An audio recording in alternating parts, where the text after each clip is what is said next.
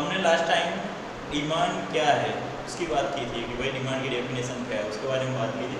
आज हम law of demand क्या है, डिमांड का लॉ क्या है उसके बारे में बात कर रहे हैं। लॉ यानी कि इसका रूल या तो फिर नियम, उसका नियम हम जो बोलते हैं वो क्या है उसके बारे में बात करने जा रहे हैं।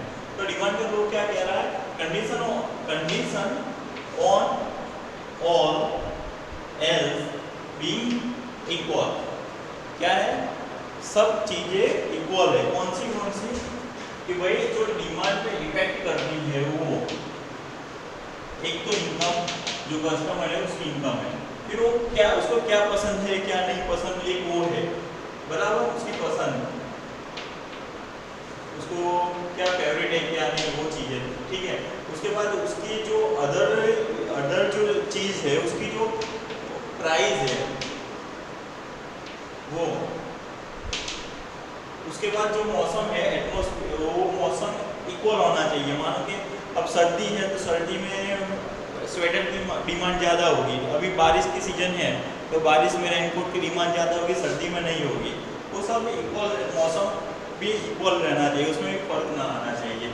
और भी कुछ चीज़ें उसकी जो पूरक जो वस्तु है उसको उस चीज़, मान लीजिए कि जो पेट्रोल और कार है बराबर, तो अगर पेट्रोल की प्राइस कम होती है तो कार की डिमांड बढ़ती है, ठीक है। उसकी पूरक, उसकी इक्वल चीज़ें, उसके पूरक चीज़ें उसको बोलते हैं, ठीक है। तो वो कैसी है, इक्वल बराबर, वो सब चीज़ों की वो कंडीशन जो है वो इक्वल है। as the price increasing on price क्या हो रही है, as the price increasing, price में सिर्फ वो सब और जितने भी फैक्टर्स है वो इक्वल है, सिर्फ प्राइस में ही फर्क आता है। और प्राइस अगर इंक्रीजिंग होती है तो क्वांटिटी डिमांड है वो कैसे होती है, डिक्रीजेस होती है बराबर, वो कैसे होती है, डिक्रीजेस होती है। और प्राइस जब डिक्रीजेस होती है तब उसकी जो डिमांड है वो इंक्रीजिंग होती है। तो ये कैसा रिलेशन है, तो क्या इनवर्स रिलेशनशिप है कि किसके बीच में, तो क्या भाई जो डिमांड है और प्राइस है, प्राइस और डिमांड के बीच में एक इनवर्स रिलेशनशिप है, ठीक है। फिर से एक बार, जब लॉ ऑफ डिमांड क्या कहता है कि जो अदर जो फैक्टर्स जितने भी है, एल्स जितने भी है, वो कैसे रहते हैं, इक्वल रहते हैं, उसमें कुछ फर्क नहीं आता। और जो प्राइस होती है उसमें ही फर्क आता है। और जब प्राइस इंक्रीजिंग होती है तो डिमांड कैसी होती है, डिक्रीजेज होती है। और प्राइस जब डिक्रीजेज होती है तो इनकम कैसी हो, प्राइस जब डिक्रीजेज होती है तब डिमांड कैसी होती है, इंक्रीज होती है, ठीक है। तो ये कैसा रिलेशन है, तो इनवर्स रिलेशन है, ये दोनों के बीच में एक दूसरे के विरोध में है बराबर। वो इस तरफ चल रहा है तो वो इस तरफ चल रहा है, ठीक है। और वो कैसा है, सेम कंडीशन में रिलेशनशिप है, ठीक है। इसको हम एक टेबल और डायग्राम की मदद से समझेंगे।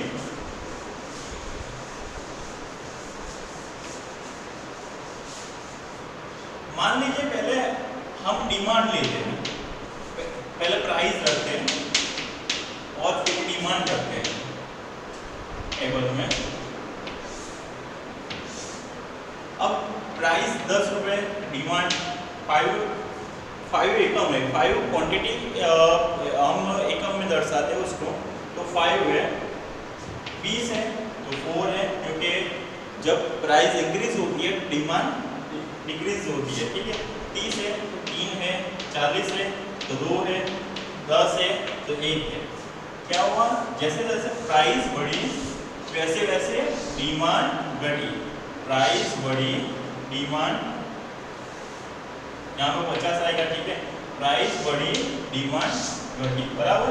इसको हम एक डायग्राम में देखते हैं कि भाई यहाँ पे भी 2 एक्सिस ले लीजिए, एक ओ एक्स है, जो डायग्राम हम नॉर्मल लेते हैं ओ वाई है। ओ एक्स पे क्या दिखाते हैं हम, डिमांड की क्वांटिटी जो है वो दिखाना चाहते हैं। ओ वाई पे क्या दिखा रहे हैं, प्राइस दिखा रहे हैं, ठीक है।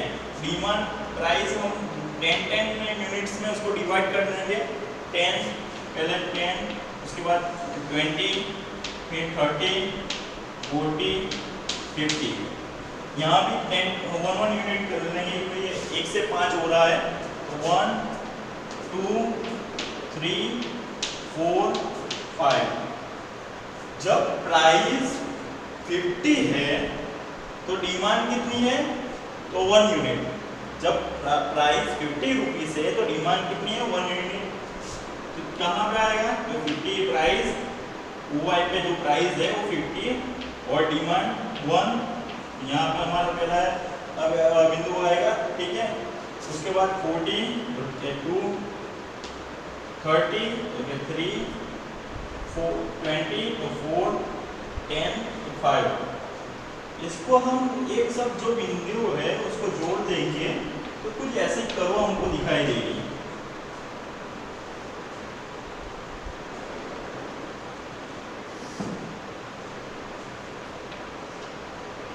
ये जो कर्व दिख रही है वही हमारी डिमांड कर्व है, जिसको हम DD कर्व बोलते हैं, डिमांड कर्व बोलते हैं। अब हम इसको देख लेंगे तो OX पर डिमांड, OY पर प्राइस, DD डिमांड और 1, ठीक है। जैसे जैसे प्राइस इंक्रीज हो रही है वैसे वैसे डिमांड डिक्रीज हो रही है, जैसे जैसे प्राइस डिक्रीज हो रही है वैसे वैसे डिमांड इंक्रीज हो रही है। कैसा रिलेशन है, तो इनवर्स रिलेशन है, ठीक है। ये हमारी ये टेबल था, ये डायग्राम थी। और एक चीज है, अगर मान लीजिए प्राइस में कोई फर्क नहीं आता, ठीक है, प्राइस वैसी की वैसी रहती है और इनकम में फर्क आ जाए तो प्राइस में कुछ फर्क नहीं आता, लेकिन दूसरी जो उसके सामने जो अपोजिट में जो जितनी भी गुड्स है, मान लीजिए एक चाय है, एक कॉफ़ी है, कॉफ़ी की प्राइस घट गई तो चाय में क्या होगा, तो ये जो रिलेशनशिप नया आने वाला है, जो डिमांड में शिफ्ट होने वाली है, डिमांड जो कर्व है जो शिफ्ट होगी, वो उसकी डायग्राम और उसकी जितनी उसकी जो डिटेल्स है और वो हम नेक्स्ट लेक्चर में समझेंगे। Okay bye.